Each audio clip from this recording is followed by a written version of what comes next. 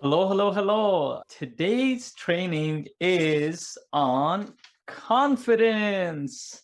So excited to do this session with you guys, this training session. But before I go into this, I'll give you a little bit of a story around this. So for me, I always thought of, as a young man, I always thought of confidence as I have to appear to be somehow to be confident in myself. Because a lot of it was around the appearance. And slowly, as I gained experience in life, what I started learning, oh, maybe it's related to my skill sets, or maybe it's I have to learn to be confident in a specific role. We'll explore some of those areas, but what we'll do is we'll explore three types of confidence that we all kind of deal with on a general basis to give you some framework as to what levels of confidence there are and how you can develop your confidence yourself. So let's start with the first one. And as we go through it, we'll explore confidence more and more as we move forward. Now, the first level of confidence is skill confidence. And this is the one that we actually all do. We all have it to one degree or another because we're all skilled at something. It doesn't matter what it is. We're all skilled at something. Even it could be as simple as, I don't know, knowing how to do calculations really fast, or being good at math, or being good at really good at driving, or being really good at talking to somebody, or communicating, or conversing, or having a dialogue. It could be any kind of skill set. But if we're good at a specific skill set, we naturally feel confident within that skill set. So that's our comfort area a lot of times. So we feel confident in that area. And a lot of, like I said, most of us have some kind of skill. And within that skill, no matter how unconfident we are in any other part of our life, we'll feel confident if somebody is, let's say, asking our help in that area, or we feel like we want to help somebody, we'll feel confident to give that help. Or maybe not give that help, but we'll feel confident if it comes up. If it comes up that we need to calculate something, or we need to have a conversation with somebody, maybe we need to drive in a very bad weather condition, we feel confident in the skill set of driving. Now, obviously, it applies to our own specific skill sets. So then here's the problem with skill confidence. The skill confidence is specific to that skill set. As soon as you move out of that skill set and you go towards a different area, such as if you are very skilled at driving, you go and do something else, such as talking to somebody, and you're not very good at conversing, that's a problem, because then you just lost your confidence. Now, it could be the other way around as well. And I'm just giving you simple everyday examples so we can all grasp it. So what is the next level of confidence? And that is role confidence. This is the kind of confidence that a lot of people develop as they get better in their career, or usually it's career related for men, or even for women if they've pursued a career for a while and they develop certain skill sets within that specific area. And over time, they feel confident about being in that role. So, for example, a role could be, let's say, your role as a real estate investor. You could be very confident in the different skill sets involved, but more specifically in your identity or role. When I say role, it's your identity as a real estate investor, or an entrepreneur, or a teacher. You could be not confident at all in your life, but once you step into that role as a teacher, you're very confident.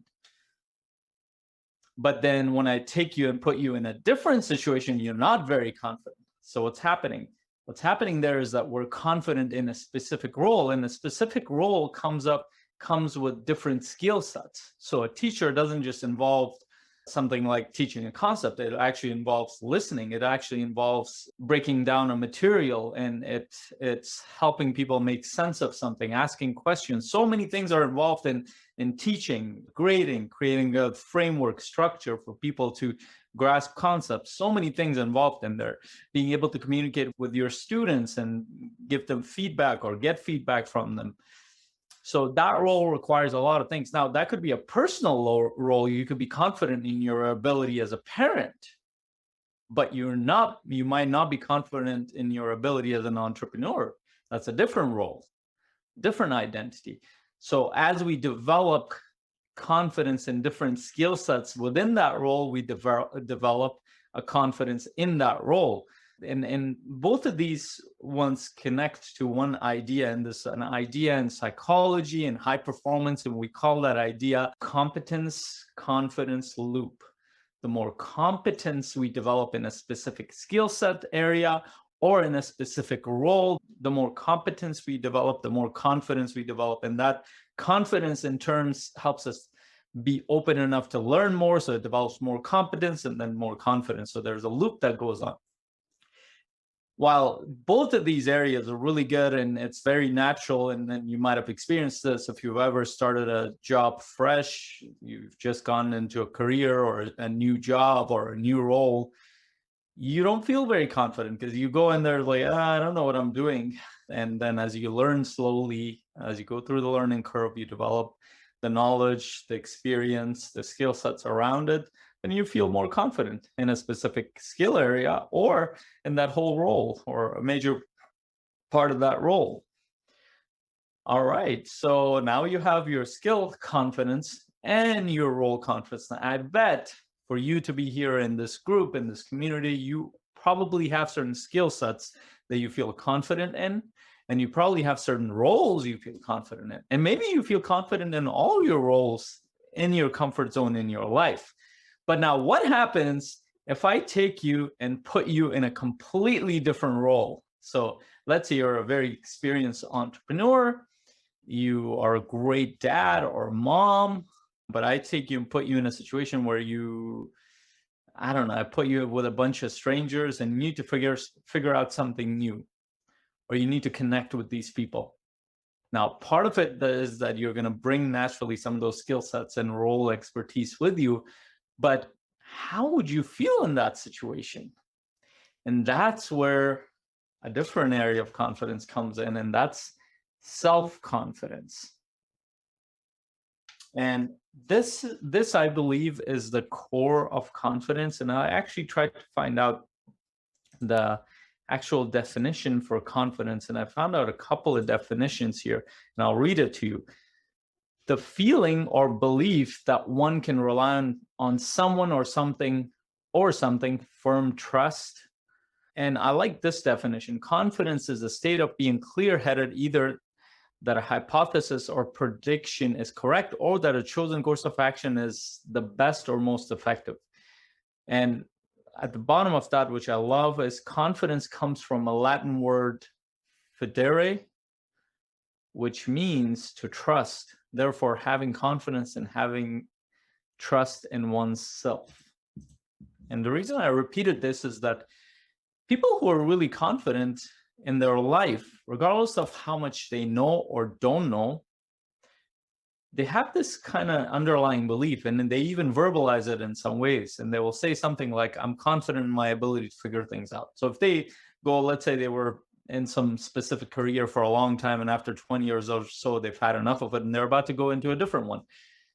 They will have this very natural confidence, like, I don't know how any of this works, but I have this confidence in myself to figure it out. I'll be fine in this area. It'll take me some time, but I'll figure it out. So there's this trust in oneself. And that is the hardest kind of confidence to develop. Now, here's the interesting thing about this. We all have this confidence within us. In fact, we're born with this confidence.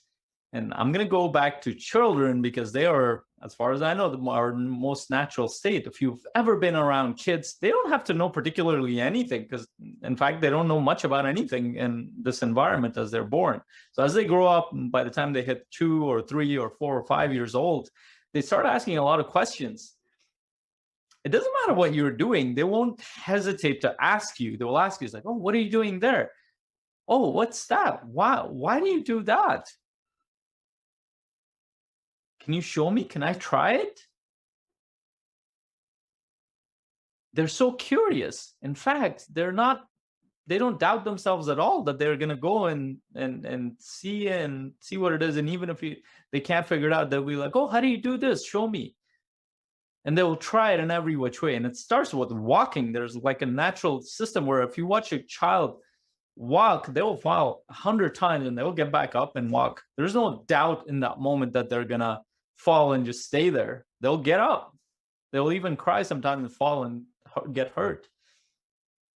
Or it's something like learning how to draw or playing piano. They don't self-doubt unless there's a parent or a teacher that kind of doubts them and puts something negative on them. They'll keep trying. There's this innate confidence in themselves unless it's taken away from them. And unfortunately, for many of us, that confidence gets stripped away as we move forward. And a big part of the reason around that is that we are born into systems that teaches us to rely on the systems external to us more so than ourselves. So when we're going through our personal life, a lot of times our parents will kind of tell us that, oh, no, trust me, I'm here to protect you. I'm here to take care of you. Listen to me. I've found myself say that a lot of times, and not a good thing.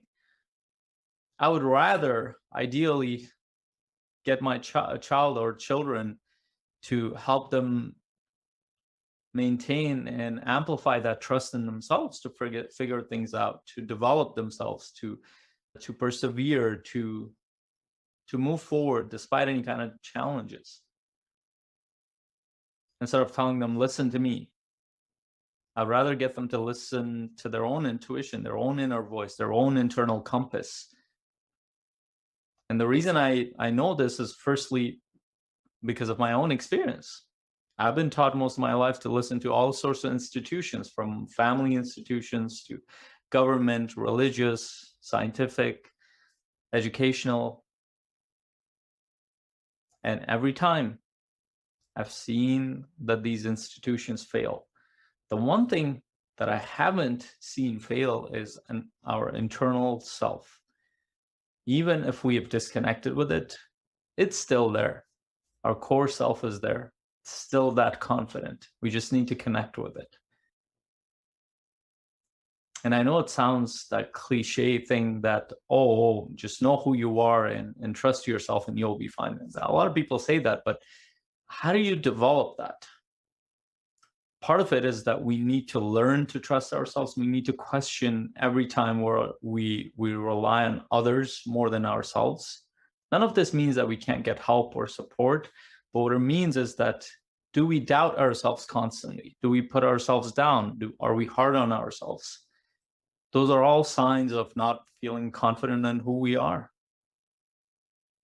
And externally, it also shows up in the forms of all sorts of fears, like fear of losing something, fear of not being enough, fear of not that process being too challenging, fear of not getting to an outcome, fear of not living up to some expectation. These are all symptoms of one simple thing, that we've lost the ability to trust ourselves. But there's also a bigger concept here, because whenever we talk about ourselves, what are we talking about? And this is something for you to explore one up level, but we are a natural aspect of this cosmos, of this universe, as far as we can tell. We are made of stardust at the physical level. We're born off the same energy as a star, as an earth, as the elements of earth, of elements of everything in this universe, earth, cosmos. I don't ever remember earth doubting itself, or an acorn doubting itself to become an oak tree, or a cloud doubting in its ability to rain, or a sun doubting in its ability to shine. I know it sounds very poetic and cliche, but there are some powerful truths in there. And that is that we are born to create. We are born to deal with challenges. We're born and we have evolved to be something very powerful at an individual and collective level. If you need evidence for that, all you have to do is study human evolution, human history. You'll find that we've persevered quite a bit. We've beat odds at a collective species level, at group levels, at small tribe levels. We've beaten odds at individual levels. Just think about your own life, how many things you've had to overcome to be where you are right now. Think about humans around the world dealing with so many crazy things, from war, poverty, drought, challenges with disease. I mean, let's just look at last year, but we keep coming back around. What is it? What is that driving force within us? That is much deeper than our skill sets. That's much deeper than our roles. It goes back to our nature. And as soon as we develop an inkling of confidence in that nature, we develop a confidence in who we are at our core and where we move forward. It doesn't matter what role we go in. It doesn't matter how fearful we feel. We'll keep moving forward because we're curious. We know what we're capable of, or what we can learn to be capable of. And more importantly, it connects to a bigger scheme of things, the cosmos, the natural scheme of things, that there's a natural creative energy that happens. And we're connected to that. We are expressing that creative energy. Now, I'm not saying that in a way for you to believe me, or it's a belief that I'm passing on to you. I'm saying this for you to observe and take a look around. There's a creative power in every element of nature, and you are an element of nature. That power is there. That essence is there. All you have to do is connect with it. And how do you connect with it? Well, here are some few tips. One, do what you're doing right now. Keep learning. Spend time alone with yourself without distractions. Spend time with your emotions. Spend time noticing your body. Spend time noticing your thoughts. Question anything that you've been taught most of your life. Doesn't matter how sure and certain it seems like. If we've learned anything as human beings, it is that some of the most amazing beliefs, some of the most certain beliefs have come to not apply anymore. Something as simple as the sun revolved around the earth stopped being true.